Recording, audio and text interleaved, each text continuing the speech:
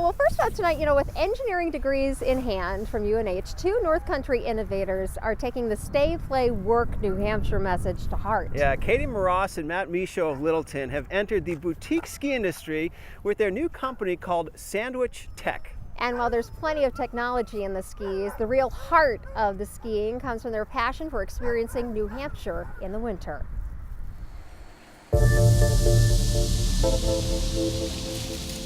Well, I'm a local, and I was on the ski team last year, and I heard about Sandwich Tech and that they were making skis in Littleton.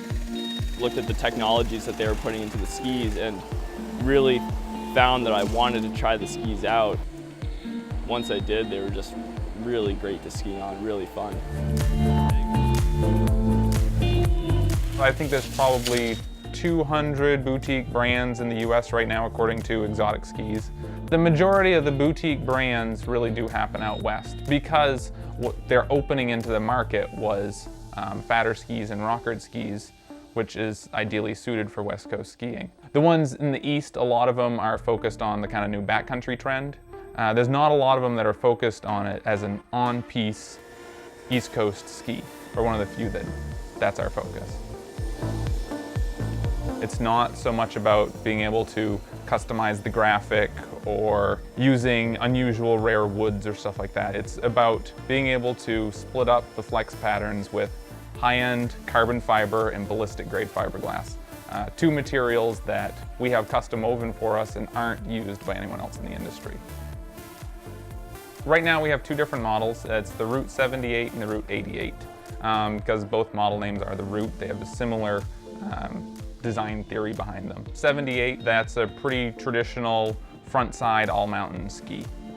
The Route 88, 88 underfoot. It's a little bit more mixed condition, but still an East Coast ski. A quick overview to building a pair of skis would be to start with a core. What we're looking at here is the different stages of your wood core. First, from your core block, we rip it into these core blanks. It then gets shaped to whatever ski you're going to make it into. We then add sidewalls. This is a sidewalled core. You can see that it's thinned at the tip and tail. That's called the profile of the ski. Each individual item takes a lot of time, but you're basically building a sandwich. That's where our company name comes from, is Sandwich Tech.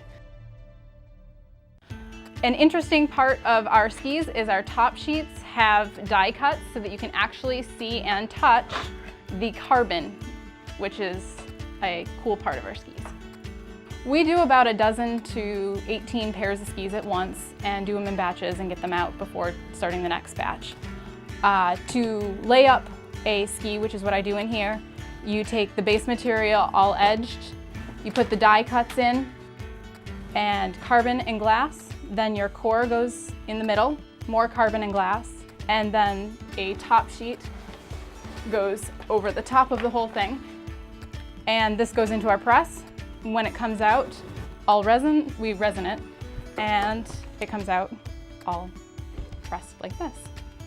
Katie's background's more in the production aspect, so fine-tuning how we build things to solve certain problems. How it's going to come out, retaining the camber. Controlling that's really tricky. There's a lot of aspects to the ski building that's process-specific, and that's really her expertise.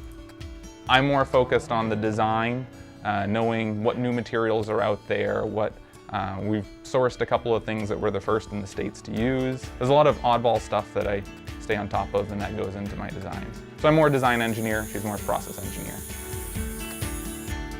Yeah, I watched Matt grow up. Matt was one of those ingenious kids that would always come in with a new idea, showing me how he was going to make something. So yeah, it doesn't surprise me at all to see him making skis and having his own company. I think it's great. Making skis does look simple. There's a lot that goes into it. It is very complex. 7.2 versus the original 8.0. Coming from a technical side, the amount of work just to get ready to press your first pair of skis is so much work that I'm positive most people would turn away from it. The ski building does keep us from skiing more than we wish it did, but It's nice to be able to go down the street and go to Mount Eustis, which had been closed for decades, but just recently opened. And that gets us access to a local hill. We can test something out if we only have a few minutes in the afternoon. The feel on them is really pretty incredible. They have a lot of torsional stiffness, and that means a lot because you're going to be a lot more stable. You're going to feel a lot safer while you're on them. Incredibly fun, super playful. We've done probably a few dozen pairs of skis last year. We're hoping to hit 100 this year. I think we're going to make it.